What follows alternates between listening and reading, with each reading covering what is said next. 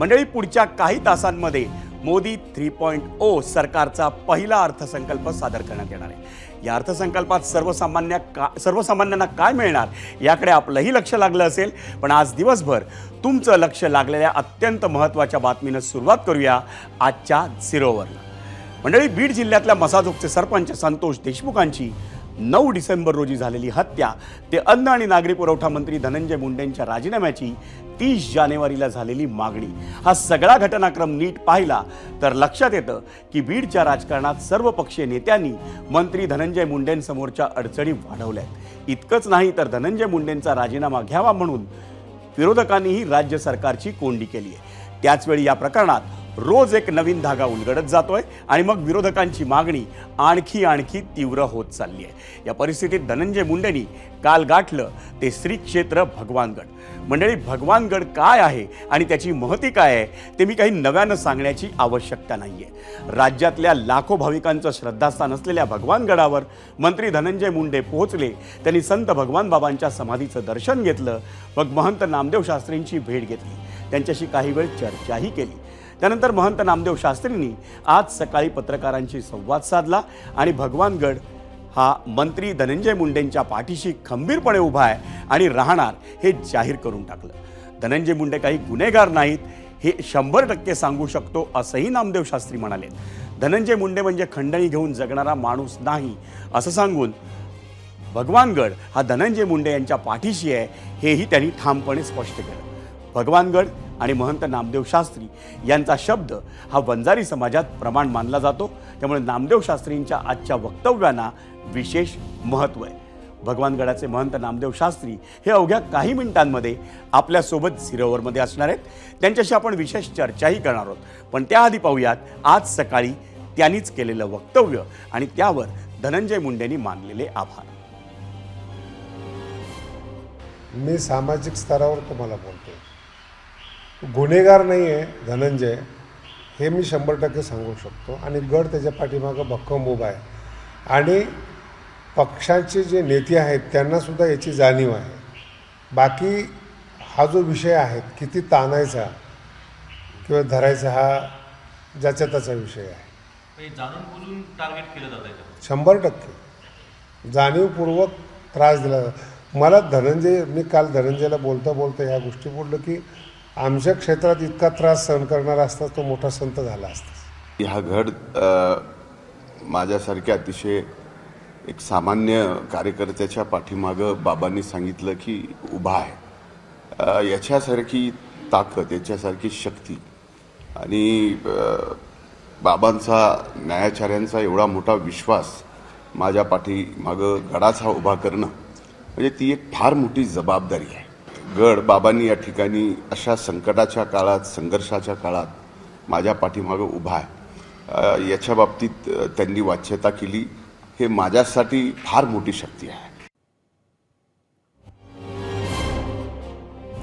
मंडळी, भगवानगडाचे महंत नामदेव शास्त्री यांनी धनंजय मुंडेंच्या केलेल्या पाठराखणीच्या मुद्द्याशीच निगडीत होता आपला आजचा प्रश्न आणि त्यावर एबीपी माझाच्या प्रेक्षकांनी दिलेल्या प्रतिक्रियाही आपण काही वेळानं पाहणार आहोत, पण त्याआधी पाहूया आपला आजचा प्रश्न आणि त्यासाठी जाऊयात पोल सेंटरला।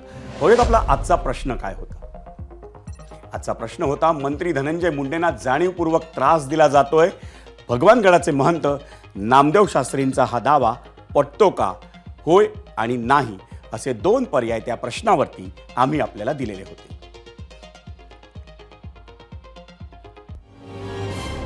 मंडळी, बीड जिल्ह्यातल्या मसाजोगचे सरपंच संतोष देशमुख यांच्या हत्येला 53 दिवस झाले आणि त्यानंतर देशमुखांच्या मारेकरांचा थेट मंत्री धनंजय मुंडेंशी संबंध असल्याचा दावा करून विरोधकांनी जोरदार टीका सुरू केली। ती आजही सुरू आहे, पण त्याच पार्श्वभूमीवर भगवानगडावरून जेव्हा धनंजय मुंडेंना पाठिंबा येतो तेव्हा विरोधकांकडून टीका होणार नाही असंही होणार नाही। अगदी तसंच झालं, फक्त यावेळी भाषा टोकदार नव्हती, पण विरोधकांचा इशारा स्पष्ट होता। खासदार संजय राऊत, खासदार बजरंग सोनावडे, मराठा आंदोलक मनोज जरांगे आणि मनसे नेते प्रकाश महाजन यांनी नेमकी काय टीका केली आहे आपण ती आधी पाहू। इतकं विकृतपणानं केलेलं कार्य, प्रकरण, घटना त्याला पाठीशी शक्यतो समाज घालत नाही। टोळी सोडली तर, धनंजय मुंडेची टोळी सोडली तर कारण वंजारी समाजाला तर खूप अशा की त्यांना ह्या गोष्टी नाही मान्य. संप्रदायावर परिणाम होण्याचा काय संबंध? गुंड थोडे संप्रदाय चालवते. बाबाजी असं बोलतील असं वाटत नाही, आणि ते बोलले असतीलच तर दुरुस्तीसुद्धा करतील. दबाव फिबाव पण ह्या शब्दाला मी नाही घेणे, मला नाही वाटत त्यांच्यावर दबाव येण्यासारखे ते नाही.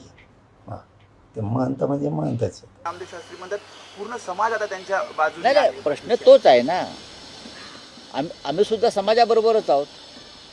समाज कोणता हा नाही, समाज हा महाराष्ट्राचा समाज आहे. पण महाराष्ट्रामध्ये एक जातीय राजकारण सुरू झालेलं आहे की जातीचं राजकारण, आणि त्यानुसार नेते. भारतीय जनता पक्षानं या महाराष्ट्राची सूत्र हाती घेतल्यापासून किंवा यात शिरकाव केल्यापासून हा राज्य जाती, पोटजाती, उपजातीमध्ये असा फाडून टाकलेला आहे.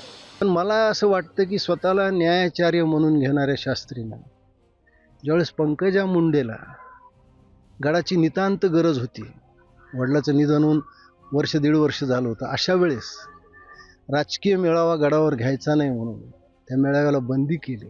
ज्यावेळेस गडाने पंकजा मुंडेला टाकलं त्यावेळेस समाज बांधवांनी खाली तिला फुलासारखं आपल्या हातावर झेललं, हे सुद्धा विसरता येणार नाही. शेवटी न्यायाचार्य डॉक्टर नामदेव शास्त्री महाराज यांनी न्याय देताना स्त्री आणि पुरुष हा भेद केलाच. यांना भगवानगडाचा आधार आदरणीय आमच्या साहेबांना का घ्यावा लागतोय मला कळत नाही. आता त्यांना असं वाटायला लागलंय का की आता आमचा पक्ष म्हणजे आमचा म्हणजे त्यांचा पक्ष, त्यांचे नेते, त्यांचं सरकार त्यांच्या बाजून कुठं बाजूला जात आहे असं वाटायला म्हणून भगवानगडाकडे येईल का माहीत नाही मला.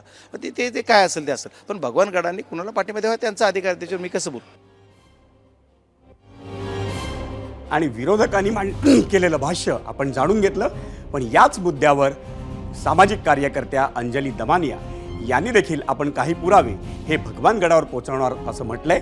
आपण थेट जाऊया भगवानगडावर, जिथून आपल्यासोबत असणार आहेत महंत नामदेव शास्त्रीजी, आणि त्यांच्याशी चर्चा करण्यासाठी आपण जाऊयात गेस्ट सेंटरला. नमस्कार नामदेव शास्त्रीजी, एबीपी माझाच्या या 0 कार्यक्रमासाठी आपण खास वेळ दिलात त्याबद्दल आपले आभार.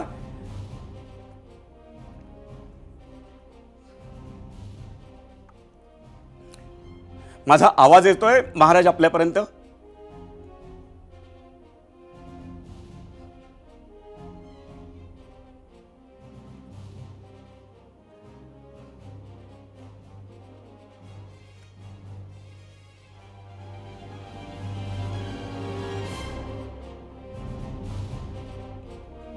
महाराज माझा आवाज येतोय आपल्यापर्यंत?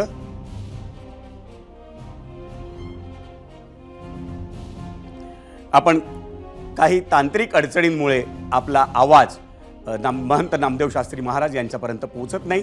पण तोपर्यंत आपण पाहूयात विरोधकांनी जी टीका केली त्याचवेळी सामाजिक कार्यकर्त्या अंजली दमानिया यांनी देखील आपलं काही मत व्यक्त केलं, आणि त्यांनी म्हटलं होतं की भगवानगडावर जाऊन आपण सर्व कागदपत्र ही नामदेव शास्त्री महाराजांना देणार आहोत. आपण पाहूयात त्यांनी नेमकं एबीपी माझाला काय सांगितलं. की एक राज्याचा मंत्री त्याच राज्याच्या कंपनीकडनं आर्थिक नफा मिळवतोय, त्याच कंपन्यांमध्ये वाल्मिक कराड पण त्यांच्याबरोबर पार्टनर आहे, शेअरहोल्डर आहे. या गोष्टी जेव्हा मी त्यांना ऑन पेपर दाखवल्या, बॅलन्स शीट दाखवले, त्याच्या खालची सही दाखवली, तेव्हा अजित पवारांची देखील खात्री पटली, फडणवीसांची देखील खात्री पटली. म्हणूनच मला हे सगळे पेपर आता भगवान गडावर पाठवायचे आहेत.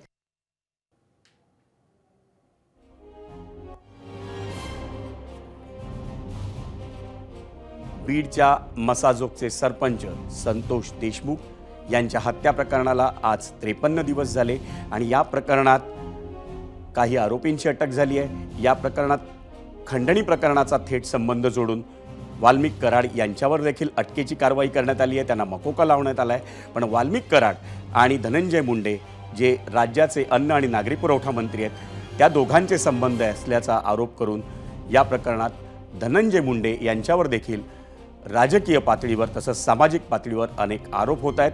आणि त्या आरोपांच्याच पार्श्वभूमीवर धनंजय मुंडे यांनी काल महाराष्ट्रात सामाजिक महत्त्व असलेल्या भगवानगडाला भेट दिली, आणि तिथं त्यांनी महंत नामदेव शास्त्री महाराज यांच्याशी चर्चा केली.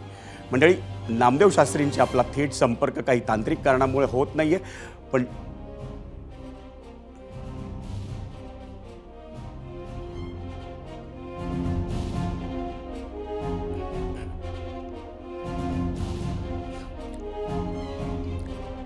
तो तांत्रिक जो अडचण आहे ती दूर होईपर्यंत आपण आता वेळ झाली आहे आजच्या प्रश्नावर एबीपी माझाच्या प्रेक्षकांनी सोशल मीडियावर दिलेल्या प्रतिक्रिया पाहण्याची.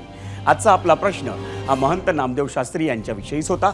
एबीपी माझाच्या प्रेक्षकांनी नेहमीप्रमाणे त्यावर आपल्या प्रतिक्रिया पाठवल्यात. त्यातील काही निवडक प्रतिक्रिया आपल्याला पाहायच्यात आणि त्यासाठी जाऊयात मीडिया सेंटरला आणि आधी पाहूयात आपला आजचा प्रश्न काय होता. आपला आजचा प्रश्न होता, मंत्री धनंजय मुंडेंना जाणीवपूर्वक त्रास दिला जातोय. भगवानगडाचे महंत नामदेव शास्त्रींचा दावा पटतो का? होय आणि नाही असे 2 पर्याय आम्ही आपल्याला दिलेले होते. आणि आपल्या प्रतिक्रिया पाहतोय आपण. एक्सवर अजित केंद्रे म्हणतायत, हो नक्कीच जाणीवपूर्वक त्रास दिला जातोय. जातीचं राजकारण सुरू आहे असं आपल्या महाराष्ट्रामध्ये होऊ नये असं अजित केंद्रे म्हणाले एक्सवर. एक्सवरच गोपाळ दंडगवाळे म्हणतायत, महंत नामदेव शास्त्री यांचा दावा हा त्यांच्या वैयक्तिक निरीक्षणांवर आणि श्रद्धेवर आधारित आहे. पण या दाव्यातील खरं खोटं हे न्यायालयीन प्रक्रिया आणि तपास यंत्रणांच्या अहवालांवर अवलंबून असेल.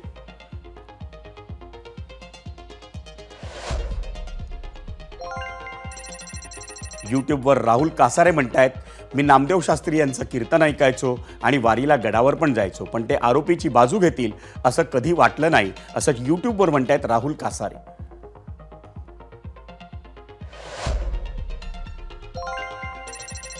यूट्यूबवरच विकास पाटील म्हणतायत, महंतांना धनंजय मुंडेंची दुसरी बाजू माहीत नसेल कदाचित.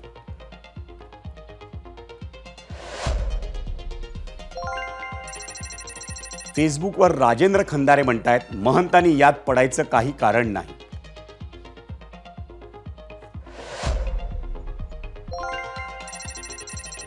फेसबुकवरच संदीप मतकरी म्हणतायत, अजिबात पटत नाही.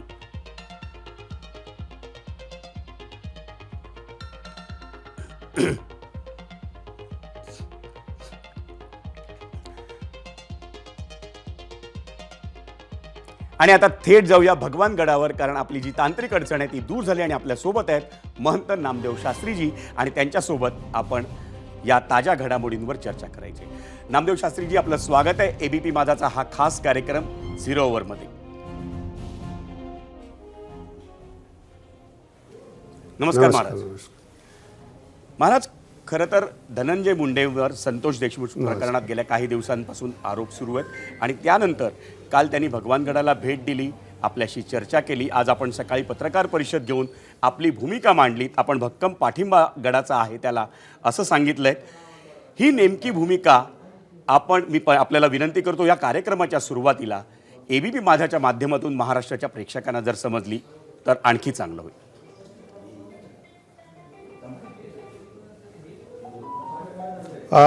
याच्यामध्ये 2 प्रकार असे आहेत की थोडा गैरसमज करण्यात आला. एखाद्या वैज्ञानिकाला तुम्ही बोलवलं किंवा एखाद्या फिलॉसॉफरला बोलवलं तर त्याची भाषा समजण्याची सुद्धा एक पात्रता आपल्याला लागते. तसं मी जो फिलॉसॉफर आहे तर मी बोलत असताना हत्येचं समर्थन केलेलं नाही. बरोबर.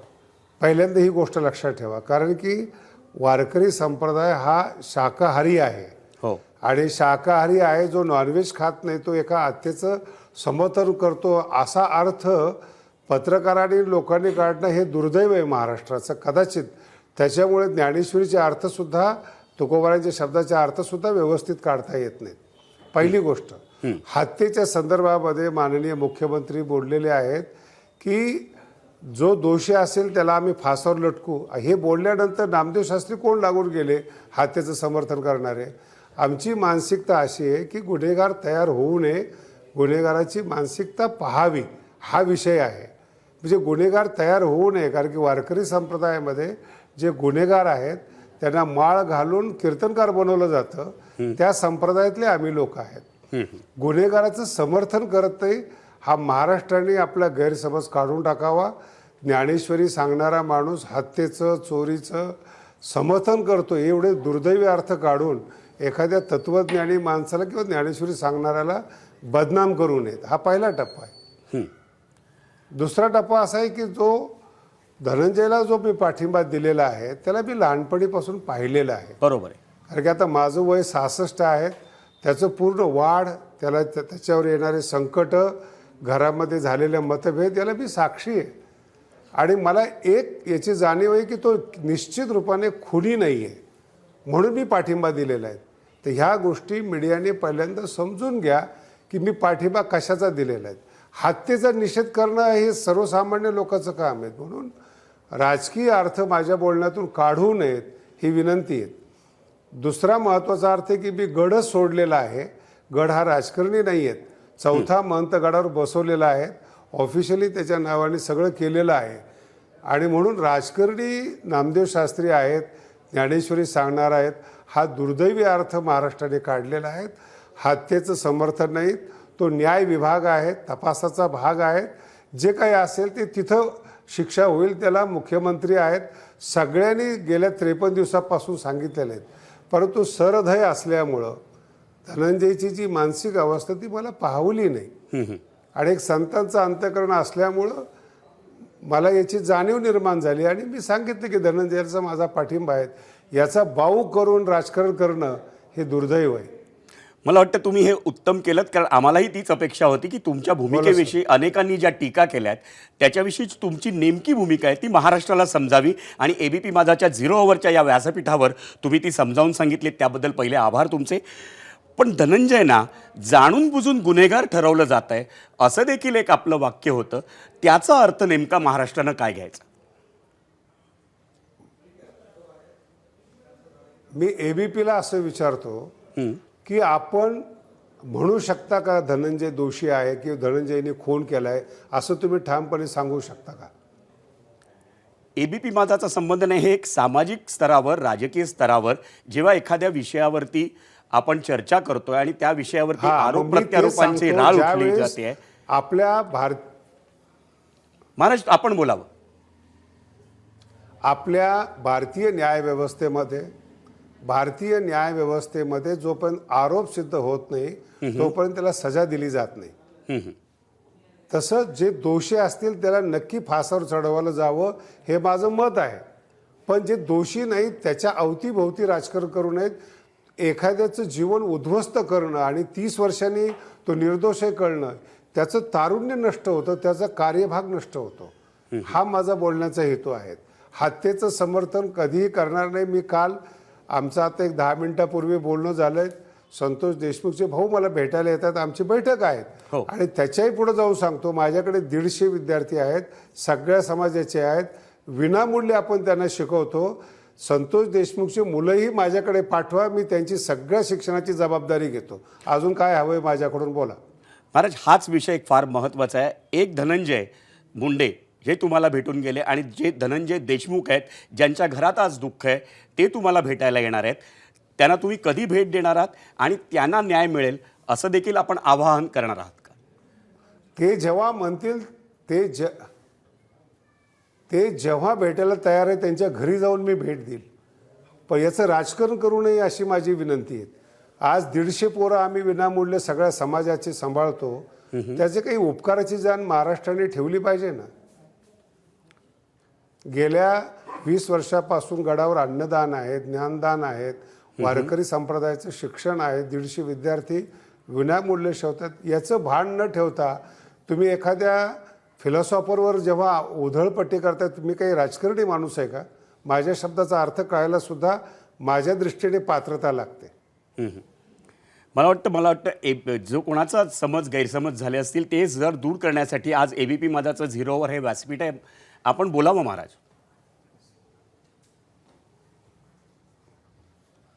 कदाचित मी त्याच्यामुळेच आपल्याला आपली विनंती स्वीकारली.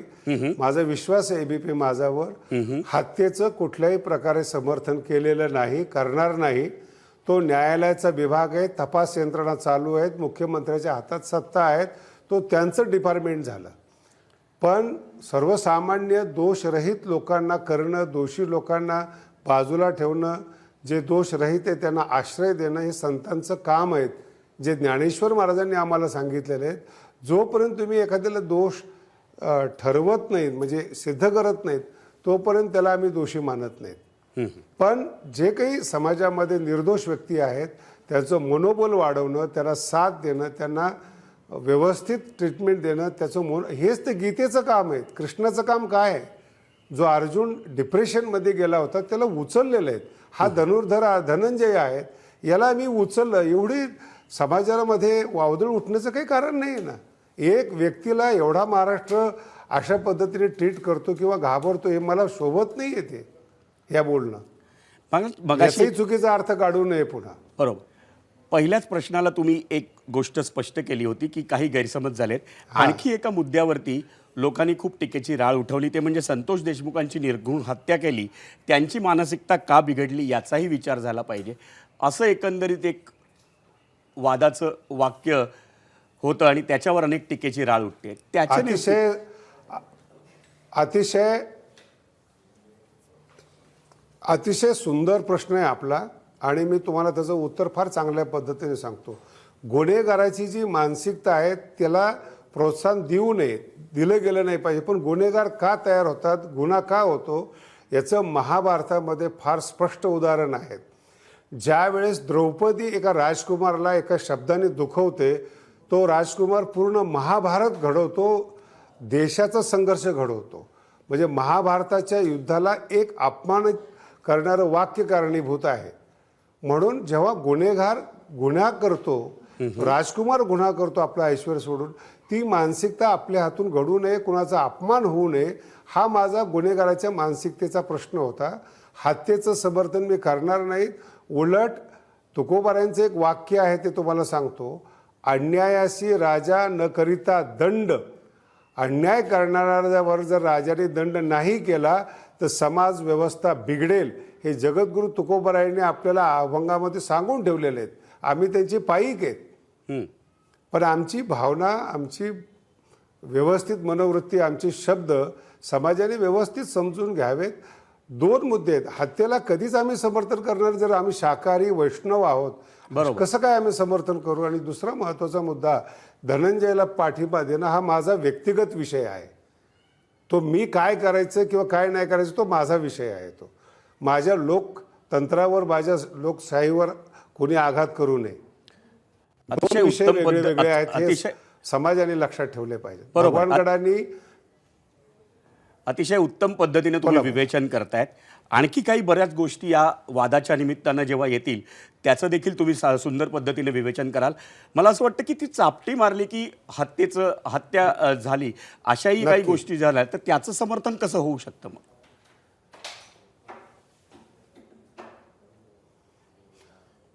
माझ्या प्रश्न लक्षात नाही आला आपला. याची तुलना होऊ शकते का? म्हणजे चापटी मारली म्हणून थोडा आवाज कमी. हा हा नाही, तो माझा विषयच नाही महाराज. हत्या आहेत. अपमान केला काय, चापट मारले काय किंवा काय, हत्याचं आहे. हत्याचं कधीही समर्थन नाही. आरोपींना फासावर लटकवलं गेलं पाहिजेत हे मुख्यमंत्र्यासहित आम्ही बोलतोय. धनंजय मुंडे पण हेच बोलतायत. दोषींना फाशीची शिक्षा करा. चापट मारले काय, हत्या कशाही पद्धतीने केली तर ती हत्या आहे. तिचं समर्थन भगवानगड कधीही करणार नाही. म्हणजे या मुद्द्यावर आपलं स्पष्ट मत आहे की कुठल्याही हत्येचं किंबहुना संतोष देशमुख यांच्या हत्येचं देखील समर्थन होणार नाही. त्यांच्या आरोपींना, गुन्हेगारांना शिक्षा व्हायलाच पाहिजे, जे मुख्यमंत्र्यांनी म्हटलंय किंवा सगळी मंडळी म्हणतायत. पण याच मुद्द्यावर धनंजय मुंडेंची बाजू तुम्ही समजून घेतलीत. पण मला एक लक्षात सर, बोला सर, महाराज बोला. मला एक समजलं नाही की हत्येचं समर्थन भगवानगडासारखा एक धार्मिक संस्थानाने महंत करतो हे तुमच्या डोक्यात कसं काय आलं हे मला अजून नाही महाराज, आमच्या डोक्यात नाही आलं. जेव्हा आरोपाची राळ उठते तेव्हा आम्ही आपल्याकडनं त्याचं विवेचन करून घेतो.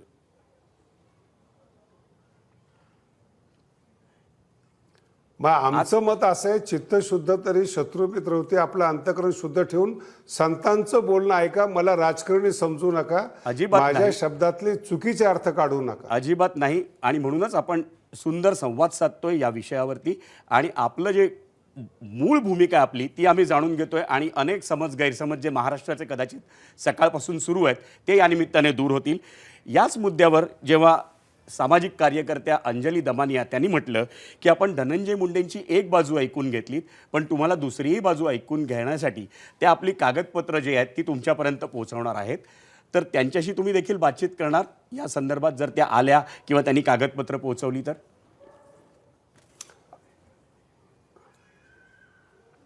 अतिशय सुंदर विषय आहे.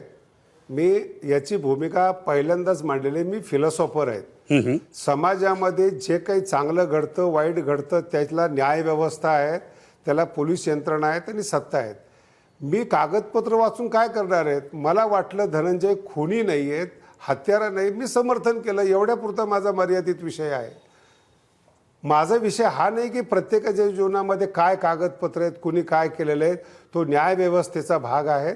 ज्याला न्याय हवा असेल त्यांनी न्यायालयात जावं आणि आपले कागदपत्र सादर करून मग आपली पुढचं प्रोसिजर करावं. फिलॉसॉफरला समाजामध्ये वावरत असताना त्याला समजून घेण्याचा सगळ्यांनी प्रयत्न करावा. पुन्हा एकदा स्पष्ट करतो, हत्येचं समर्थन नाही, पण धनंजय हा खुनी नाही, त्याला मी पाठिंबा देतो. हे दोन गोष्टी वेगळ्या वेगळ्या आहेत. आपण त्या स्पष्ट समजून घ्याव्यात. ठीक आहे महाराज, आपण पुढे जाऊया आणि याच मुद्द्यावर फिलॉसॉफरच्याच दृष्टीनं एखाद्या व्यक्तीला आपली गरज असते तेव्हा आपण त्यांच्यासाठी गडाचे दरवाजे उघडे ठेवता कायम. पण इथे प्रकाश महाजन म्हणतायत की पंकजा मुंडेंना गरज होती तेव्हा तुम्ही त्यांना गडाचे दरवाजे बंद केलेत, मग ते राजकारण नव्हतं का, असा प्रश्न मनसे नेते प्रकाश महाजनांनी विचारला.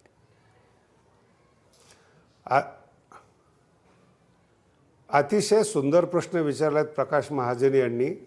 त्यांनी मला व्यक्तिगत भेटावं आणि जो गडाचा विषय आहे, मी ABP माझावर प्रत्यक्षात आपले जे कट्टा आहेत त्यावर या गोष्टी स्पष्ट केलेल्या आहेत. हो, जर आपल्याला वाटत असेल पुन्हा एकदा आपण ABP कट्टा वाचा, तो वाद कशाचा आहे आणि हा वाद कशाचा आहे यातलं अंतर कळण्या इतपत आपण लहान नाही आहेत, बालिश नाही आहेत. ABP कट्ट्यावर मी कट्ट्यावर बोललो की वाद कशाचा आहे. प्रॉपर्टीचा वाद वेगळा आहे, त्याला राजकारण आणलेले आहेत. हा वाद वेगळा आहे आणि ABP माझ्याच्या कट्ट्यावर मी हे स्पष्ट केलेलं आहे. बोला महाराज, आणखी एक विषय या आजच्या आपल्या सकाळच्या पत्रकार परिषदेच्या निमित्तानं समोर आला, तो म्हणजे राजकीय स्वार्थासाठी जातीय तेढ निर्माण होत असल्याचा एक आरोप आपण केला होता.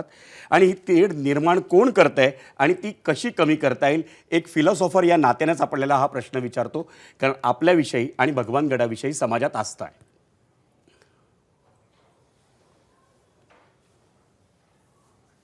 फार चांगला प्रश्न आहे. मी मगाशी बोललो सकाळच्या भाषणामध्ये, ज्ञानोबरायापासून भगवान बाबापर्यंत आणि माझ्यापर्यंत जाती व्यवस्था नष्ट व्हावी, किमान परमार्थात तरी नष्ट व्हावी, याचे सगळे संत प्रयत्न करतात. प्रत्येक कीर्तनामध्ये याती भलती नारी नर हे अभंग गायले जातात. कोणतीही जात असो, आणि वारकरी संप्रदायाची पुढची विशेषता आहेत, नारी नर हा देखील वारकरी संप्रदाय भेद पाळत नाहीत.